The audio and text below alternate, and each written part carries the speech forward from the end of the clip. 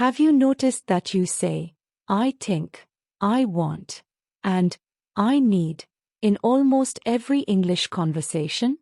These words are correct, but using them repeatedly can make your English sound basic and predictable.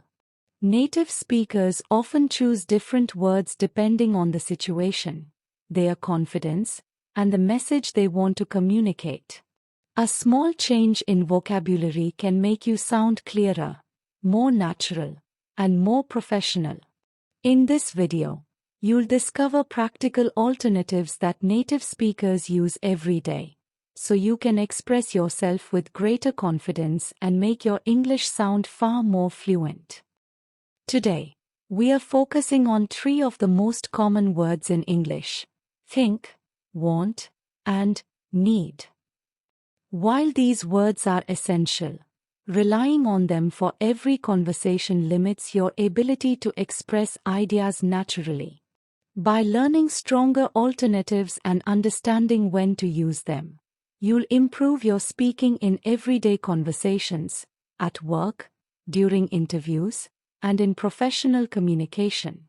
We'll also explore common mistakes, useful word combinations, and realistic conversation examples that help you use these expressions confidently. By the end of this video, you'll have a richer vocabulary and know exactly how to choose the right word for every situation. Lesson 1: Why, think, want, and need make your English sound repetitive. The words think, want, and need are some of the first verbs every English learner studies. They are simple, useful, and grammatically correct. The problem is not using them. The problem is using them for almost every idea you want to express. When the same words appear again and again, your English begins to sound repetitive, even if your grammar is accurate. Native speakers rarely rely on a single word when they communicate. Instead, they choose vocabulary that matches their purpose, the situation, and the level of confidence they want to show. For example, saying, I think this is a good idea, is perfectly natural. However, in another situation, I believe, I assume, I suppose, or, in my opinion, may express your meaning more precisely. Each choice creates a slightly different impression. The same principle applies to want and need. Sometimes you are expressing a preference, sometimes making a polite request, and sometimes describing a real necessity. Using one word for all of these situations limits your ability to communicate clearly. Expanding your vocabulary is not about sounding advanced. It is about choosing the right word at the right time. That simple habit makes your English sound more natural, confident, and professional in every conversation. Lesson 2: Smarter alternatives to think. The verb think is useful, but it does not always communicate exactly what you mean. Sometimes you are expressing a personal opinion. Other times, you are making an educated guess, sharing a strong belief, or showing uncertainty. Choosing a more specific word makes your message clearer and natural. For example, if you are sharing a confident opinion, you can say, I believe this is the best solution. When you are making a careful assumption based on available information, I assume the meeting starts at 9, sounds more precise. If you are not completely certain, I suppose we can leave now, or I guess that's possible, communicates hesitation naturally. When giving your viewpoint in a discussion or presentation, in my opinion, is a professional way to introduce your ideas. Notice that these expressions are not interchangeable. Each one reflects a different level of confidence and fits a different situation. Learning these small differences helps you communicate with greater accuracy. The next time you are about to say, I think, pause for a moment and ask yourself what you really mean. Are you expressing certainty, making a guess, or sharing an opinion? Selecting the right expression will make your English sound more fluent, confident, and professional. Lesson 3: Better ways to say, want. The word, want, is one of the most common verbs in English, but using it in every situation can make your speech sound repetitive or even direct. Native speakers often choose different expressions depending on whether they are talking casually, making a polite request, expressing a goal, or describing a preference. For example, if you are speaking professionally, saying, I'd like to discuss the proposal, sounds more polite than, I want to discuss the proposal. When talking about future goals, I hope to start my own business, or I plan to improve my communication skills, sounds more purposeful. If you are expressing interest, I'm interested in learning more, is often a better choice than simply saying, I want to learn more. In casual conversations, I'd love to adds enthusiasm and warmth. For instance, I'd love to join you for dinner. Sounds friendly and natural. Each of these expressions communicates a different attitude. Some show politeness, some express ambition, and others reflect genuine enthusiasm. Understanding these differences helps you choose words that fit the situation instead of relying on one familiar verb. Before saying, I want, think about your purpose. A small change in wording can make your English sound more natural, respectful, and professional while helping you communicate your ideas with greater confidence. Lesson 4: Stronger alternatives to need. The word need is essential in English, but it does not always describe every situation accurately. Sometimes you are talking about a necessity, while other times you are giving advice, making a recommendation, or explaining something that is important. Choosing the right alternative helps your message sound more precise and natural. For example, if something is required, you can say, you are required to wear a safety badge. When offering advice, you should review the report before the meeting, sounds more appropriate than, you need to review the report. If you are making a recommendation, it would be helpful to practice every day, sounds supportive and encouraging. When expressing urgency, this issue must be resolved today, clearly communicates that immediate action is necessary. If you are emphasizing importance, it is essential to communicate clearly with your team, sounds professional and confident. Each expression has a different purpose and level of strength. Using must for a simple suggestion may sound overly forceful, while using should when discussing a strict rule may weaken your message. Understanding these differences allows you to communicate with greater accuracy. Before using need, consider what you truly mean. Selecting the most suitable expression will make your English sound clearer, more natural, and more professional in both everyday and workplace conversations. Lesson 5: Choose the right word for the situation. Knowing several alternatives is valuable, but using the right one in the right situation is what makes your English sound natural. Native speakers do not simply replace one word with another. They choose expressions based on who they are speaking with, where the conversation takes place, and the impression they want to create. Imagine you are talking with a close friend. Saying, I guess we can watch that movie, sounds relaxed and conversational. During a business meeting, however, I believe this approach will produce better results, sounds more confident and professional. If you are writing an email to a manager, I'd like to discuss the project timeline is more respectful than I want to discuss the project timeline. When giving instructions, employees are required to complete this training, communicates a clear expectation, while you should complete this training sounds more like a recommendation. These small choices shape how other people understand your message. The vocabulary itself may be correct, but using the wrong level of formality can create confusion or leave the wrong impression. As your vocabulary grows, do not focus only on learning new words. Practice recognizing the situations where each expression fits naturally.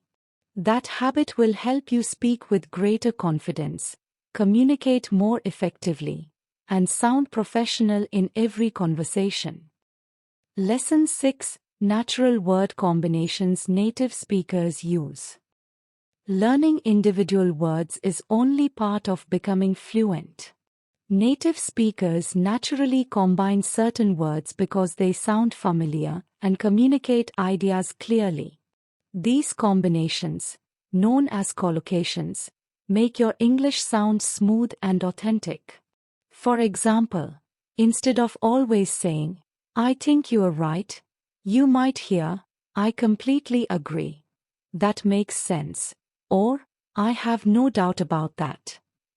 Rather than saying, "I want to improve my English," native speakers often say, "I'm working on my English," "I'm looking to improve my English," or "I'm aiming to become more fluent."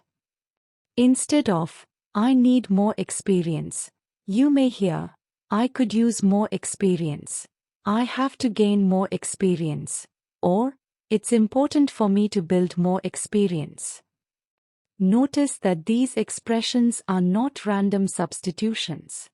They are common word partnerships that native speakers use every day in conversations, meetings, interviews, and presentations. Learning them as complete phrases is often more effective than memorizing individual vocabulary words. As you expand your English, pay attention to how words naturally fit together instead of studying them in isolation. Building your vocabulary through complete expressions will help you speak more fluently, sound more natural, and communicate with greater confidence in every situation. Lesson 7: Vocabulary mistakes English learners commonly make. Learning new vocabulary is exciting, but using advanced words without understanding their meaning or context can make your English sound unnatural. One of the most common mistakes learners make is believing that every alternative to think, want, or need can be used interchangeably. In reality, each expression has its own purpose and tone. For example, saying, "I assume you are busy," without any evidence may sound careless because assume suggests you have a reason for your conclusion. If you simply want to share an opinion, "I think you are busy," or "I believe you are busy," may be more appropriate. Another common mistake is using must when making a friendly suggestion. Saying, "You must try this restaurant," sounds much stronger than "You should try this restaurant," which feels more natural in casual conversation. Likewise, using "I desire" instead of "I'd like" in everyday speech can sound unusually formal or dramatic. The goal is not to replace simple words with more difficult ones. The goal is to choose vocabulary that accurately matches the situation, your intention, and your relationship with the listener. When you focus on meaning instead of complexity, your English becomes more natural, more confident, and much easier for others to understand. Lesson 8: Real-life conversations using better vocabulary. The best way to remember new vocabulary is to hear it in realistic conversations. Notice how native speakers choose expressions that match the situation instead of repeating the same verbs. Imagine two coworkers discussing a project. Emma, what do you think about the new marketing plan? Daniel, I believe it has a lot of potential, but I suppose we should review the budget before making a final decision. Instead of repeating, I think, Daniel uses, I believe, to show confidence and, I suppose, to express a careful opinion. Now imagine a conversation between friends. Sophia, do you want to grab lunch after work? Michael, I'd love to. I've been looking forward to trying that new cafe. Rather than saying, I want to, Michael's response sounds warmer and more natural. Finally, consider a workplace conversation. Manager, do we need to finish the report today? Employee, yes. It's essential that we submit it before the deadline, and we should double-check the numbers before sending it. The employee avoids repeating need by choosing expressions that communicate importance and responsibility more clearly. Listening to conversations like these helps you understand not only which words native speakers choose, but also why they choose them. That awareness will make your own English sound smoother, more confident, and far more natural. Lesson 9. Make these new words part of your everyday English. Learning new vocabulary is only the first step. The real improvement happens when these words become a natural part of your everyday conversations. That takes regular practice and conscious effort. Instead of trying to memorize long vocabulary lists, focus on replacing one familiar word at a time. For example, if you normally say, I think, challenge yourself to use, I believe, I guess, I assume, or, in my opinion, whenever they fit the situation. If you often say, I want, practice using, I'd like to, I hope to, or, I'm interested in.